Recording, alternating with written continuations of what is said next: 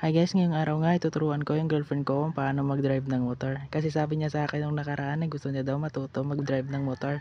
Kaya ayun, napagdesisyonan ko na turuan na lang siya. Kasi curious nga din siya kung ano daw ang feeling kapag nagda-drive ng motor. Kasi nga daw marami daw siyang nakikita mga babae na nagda-drive din ng motor. Kaya ayun, gusto na din matuto kasi curious nga siya kung ano daw yung feeling. Dito nga guys, mag-i-start na siya mag-practice ng motor. Kaya first, in-explain ko sa kanya yung mga kailangan niyang tandaan bago siya mag-drive ng motor. Kasi nga automatic yung ida-drive niya at ipa-practice niya.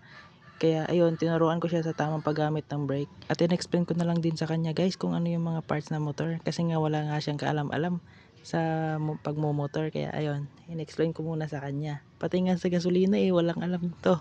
Kaya ayun, tuturuan muna natin to para matuto at may next driver na tayo kapag tinatamad tayo mag-drive, di ba? At in-explain ko na nga lang din sa kanya guys kung paano nga ba ang tamang paggamit ng motor o pag-control dito. Kasi nga automatic tong ita-drive na, kaya ayun, in-explain ko sa kanya kung paano nga ba ito kontrolin. At yun, nag-i-start na nga siyang mag-control nito. At yun, mabilis naman matuto kasi dahan-dahan niya lang din binibigyan ng gasolina yung motor kaya mahina yung andar. Tas ayun, medyo natututo na siya. Kaya guys, dito muna magtatapos ang video namin. Wait for part 2. Bye bye.